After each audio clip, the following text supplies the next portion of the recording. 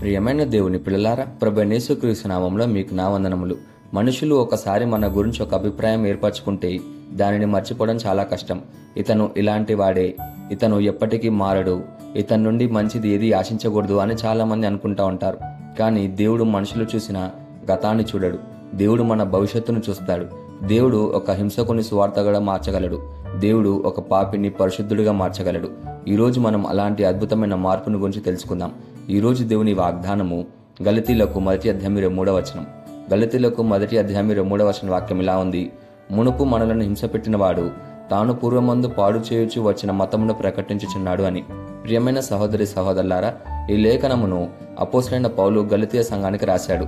ఈ వాక్యంలో పౌలు తన జీవితంలో జరిగిన గొప్ప మార్పును గురించి చెప్తున్నాడు.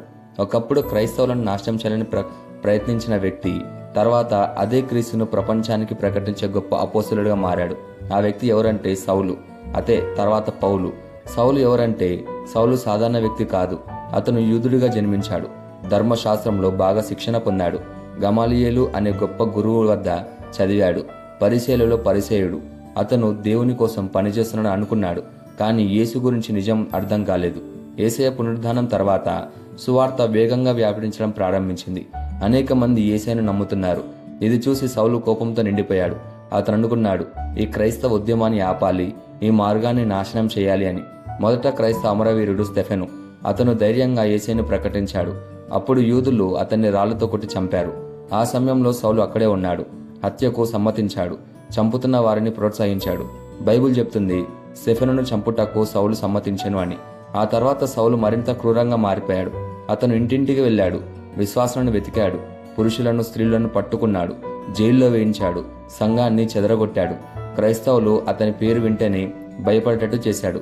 ఒకరోజు సౌలు ప్రధాన యాజకుల దగ్గరికి వెళ్లి అనుమతి తీసుకున్నాడు. ఎందుకంటే దమస్కులో ఉన్న క్రైస్తవులను కూడా పట్టుకోవడానికి. అతను కోపంతో ద్వేషంతో ప్రారంభించాడు. కానీ మార్గం మధ్యలో అతని జీవితం మారిపోయింది. దమస్కు దగ్గరకు వచ్చినప్పుడు అకస్మాత్తుగా పరలోకం నుండి వెలుగు మెరిసింది. సౌలు నేల మీద పడిపోయాడు. అప్పుడు ఒక స్వరం వినిపించింది, సౌలా సౌలా, నన్నెందుకు హింసించుచున్నావని. సౌలు అడిగాడు, ప్రభువా, నీవు ఎవరు అని. అప్పుడు యేసయ్య ఇలా అన్నాడు, నువ్వు హింసించుచున్న యేసు నేనే అని. అప్పుడు సౌలు హృదయం విరిగిపోయింది.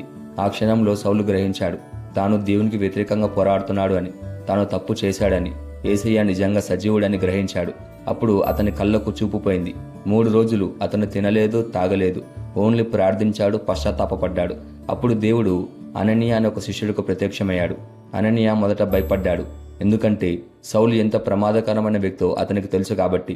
కానీ దేవుడు ఇలా అన్నాడు, ఇతడు నేను ఏర్పరచుకున్న పాత్ర, నువ్వు వెళ్ళు అన్నాడు. అప్పుడు అననీయ వెళ్ళి ప్రార్థించగా సౌలుకు చూపు వచ్చింది.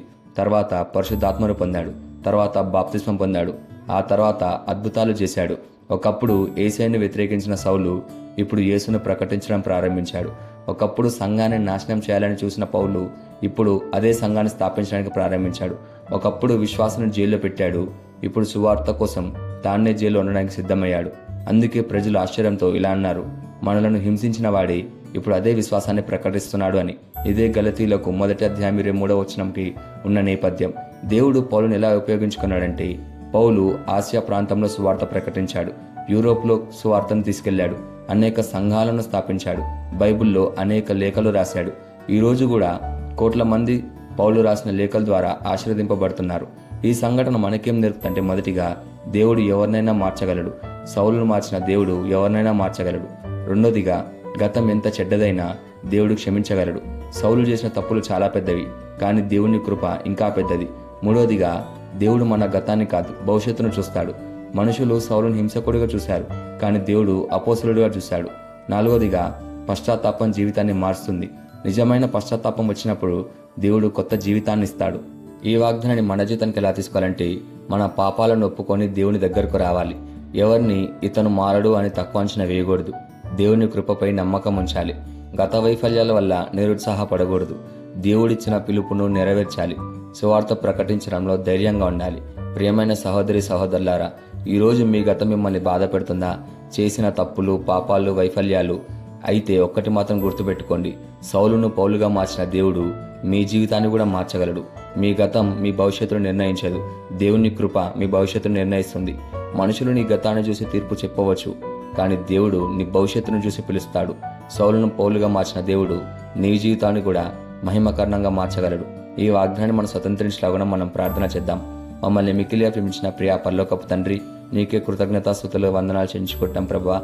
నీ వాగ్దానం ద్వారా మాతో మాట్లాడినందుకు నీకే ధన్యవాదాలు చెల్లించుకుంటున్నాం ప్రభా. ఈరోజు పౌలు జీవితం ద్వారా నీ అద్భుతమైన కృపను మాకు చూపించినందుకు నీకే వందనాలు చెల్లించుకుంటున్నాం ప్రభా. మా జీవితాల్లో ఉన్న ప్రతి బలహీనతను, ప్రతి పాపాన్ని, ప్రతి వైఫల్యాన్ని నీ కృపతో మార్చండి తండ్రి. పౌలును ఉపయోగించుకున్నట్లే మమ్మల్ని కూడా నీ మహిమ కొరకు ఉపయోగించుకోండి తండ్రి. మా గతం వల్ల నిరుత్సాహపడకుండా నీ పిలుపు వైపు చూసి ముందుకు సాగడానికి మాకు ధైర్యాన్ని అనుగ్రహించమని ప్రార్థిస్తూ యేసుక్రీస్తు నామమున అడుగుచున్నాము తండ్రి. ఆమేన్.